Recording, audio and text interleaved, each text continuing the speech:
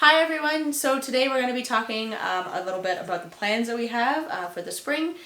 Those of you who have kind of seen a little bit of a tour of what we have so far, you know that we have a greenhouse. We also have, I believe, two gardens, definitely two, potentially Three. Three, yeah, okay, so a third one as well. So we have a greenhouse plus three outdoor gardens. So we've been quite busy developing a little bit of a starting plan as to what we're going to do with the greenhouse and the three gardens and decide what goes where, as well as discussing the timeframes and things that we're going to be planting. So Andre's going to do a little bit of an introduction in terms of what we have and how we're going to do it, and he'll explain a little bit about what seeds we have and all the different kinds of varieties that we've got. Yeah, so when we came out here, or before we got out here, we purchased some seeds online, actually on Amazon. They're from two different suppliers, and we kind of got an assortment of different seeds. Everything from just your beans, carrots, onions, your basic vegetables. We didn't pick up any fruit seeds or anything like that, because from what we understand, one of the three gardens already has fruit trees in there, and we already have, from what I gather, a raspberry and blueberry patches. So what we did pick up were tomatoes. We picked up two different types of tomatoes. So we got Scotia tomatoes and Ace 55 tomatoes. We have different types of lettuces. Butter Crunch, Black Seeded, and Ruby Leaf. And we also picked up some okra, some beefsteak tomatoes. We have Black Beauty zucchinis. And what we're planning on doing with these are, Kimberly's going to go over kind of where we're going to be planting them, because everything in this colder climate, everything has a well, it's a shorter growing season just to start off with, so certain things are not going to grow. We were speaking to some locals around here, and we asked them, like, what can you grow around here? And they kind of said everything except for corn. And the couple that we were talking to, they have been here for 50 years, and they said that only one out of the 50 years they were able to get corn. So I do have corn seeds here. However, I don't think that they're gonna be. I'm gonna try them out, or we're gonna try them out, see how that works out, and if it happens, it happens. If it doesn't, it doesn't. But for some things, we are gonna be doing in the greenhouse, just so that we can, like your bell peppers, we want them in the greenhouse. We also have some cantaloupes that they advise us to grow in the greenhouse as well, just so that they're not exposed to the climate. They mentioned that there is frost almost every month of the year here. Sometimes you'll get away with it. So just to be on the safe side, we're going to be loading up like tomatoes, I would say, peppers, the cantaloupes, I would say cucumbers as well, all in the raised gardens in the greenhouse. I will show you down the road once we start getting into the actual gardening of things. We also, just because it's our first year growing here, I think we're going to have a lot of trial and error based on how the sun grows, how the sun comes up, where it sets,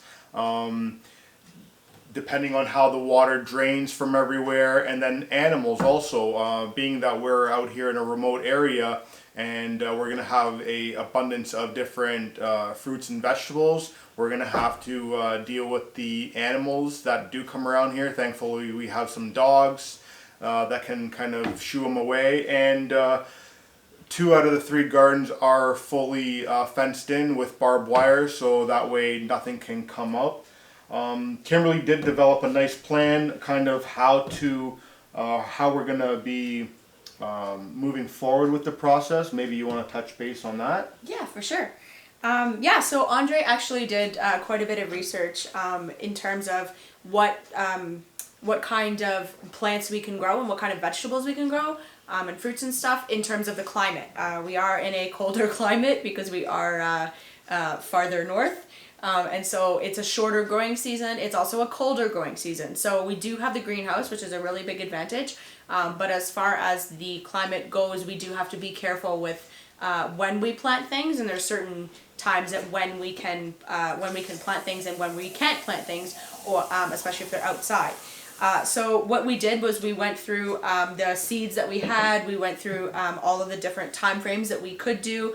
It was a lot of cross-referencing. It was a lot of rough drafts of making lists as to what was in what time frame.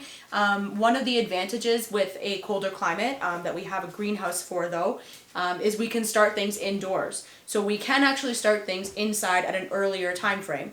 The time frames that we were getting in terms of when to start them kind of varied. So we found the end of March all the way up until the middle of April was when we could really start to grow things, start things indoors. So what I did was I developed a bit of a calendar here. So this is the April, this is May, this is June, July, and it goes all the way up until September, because we can keep the greenhouse going until September. And I color coded everything so we know what plants to start indoors, what plants that we can start outdoors, and what plants are better for the greenhouse to start, and then perhaps to be transferred outside. So we did I think it did a really good job with color coding. I was honestly really excited to put it together. I'm kind of an artistic person in that sense. I like everything to be color coded and organized. We cross-referenced with this here that we have as a vegetable planting chart. For a northern climate, which is kind of a little bit colder, and it gives you a really good idea, as well as the calendars that I've made here, as to when we can move things outside, when we can start things indoors, as well when and what plants we can cover, because you have to cover some of the plants once they're growing, to keep certain animals away, certain bugs, and some just don't do well if they're not covered with a little bit of a sheen. Protects them from the frost. Yeah, and, so protects them from the frost. Keeps the moisture inside as well, so that because some of them aren't going to be started inside, some of them are straight into the ground. It'll keep the moisture to that area. It won't let the moisture evaporate, so that the seeds can germinate if you're going straight into the soil. So that's kind of a nice feature on that drawing too. Yeah, it was really nice. It's definitely very detailed. Like I said, it was a lot of work to put it together, but this is kind of the final planning stages of what we're going to do with our garden. One more thing that I did want to discuss, and I was super excited about this. One of my students actually bought this for me before we moved out here. This is a giant book of what they say is country and wisdom know-how and how to do things. So it does contain a lot of stuff. It has a lot of recipes and general things in terms of first aid, as well as things that you can do outside, things like activities and whatnot. But it also has gardening advice, as well as different things you can grow for different climates. Things that you can grow even indoors. So I took a look through some of this. It's not necessarily implemented into the planning stages quite yet, but it's really, really good to have the book here and have all that information. And I'm super grateful to the student who gave that to me. So that was awesome. Yeah. Yeah, I think this is going to be a really interesting year, just based on how a big learning curve, I think. Yeah. Just because we're not familiar, growing back in the day, it was a different climate, a lot further south, and the growing seasons were a lot longer. Our goal with this is not only to get enough food for the summer and into the fall, but also to test certain vegetables on growing right through into the winter. Some of the videos that I've been watching, and the locals, they were saying that you can grow lettuce and kale, carrots right into the Cucumbers winter. as well. Cucumbers as well, yeah. So that's going to be interesting to see. The greenhouse isn't completely sealed. It does have certain vents in it, so we might have to cover it or add some poly in there just to keep the heat in there. One thing that is nice about starting these seeds inside right now is that we can maintain the temperature here, water them consistently, and this side of the house is all facing south, so we'll have a good sunlight coming in here just to give them that head start. And then the greenhouse is probably about 30 feet away from here, so when we need to take them out for the hardening off process, we take them out there so that they get used to the colder climate, but they're not exposed to the frost as much, or say a windstorm comes in here, torrential rainfall, or even snow, because that happens. Yeah, they say that we do get some snow here in June, and but they did say that the latest they've ever planted was in I think June 10th. June 10th, yeah. June 10th was the latest that they've yeah. ever planted. So it seems like there's still a good growing season here. I don't know. What else would there be us to touch on here? I'm really excited about trying the different types of vegetables. The one thing that you probably didn't hear in the lettuce patch is iceberg lettuce. And I'm thankful that I don't have to eat iceberg lettuce anymore from the grocery store, and that we get to try different types of lettuce, different types of peas, different types of carrots. One other thing we still need to pick up, I believe, is more peppers. So like jalapeno peppers and spicy peppers, just to make some salsas. And add some heat sauces to the food. And things like and that. Sauces like that. Make your own sriracha sauce. And then once we get in or start harvesting stuff, we're gonna be looking at fermentation and preserving food with by fermenting them and not canning them. From the research we've been doing, is it's a lot more beneficial for your gut health, and being that we're kind of on this journey, why not keep on rolling with it and see what the outcome is? So I think we've covered everything. I'm gonna leave a link down in the description down there on the seeds. Some of the one brand of seed we did get, they actually tell you here. It doesn't tell you what climate that you can grow them in, but they kind of give you a description on the back, like for this zucchini right here. They'll tell you the height of them, the spacing that you need for the zucchinis. What else here?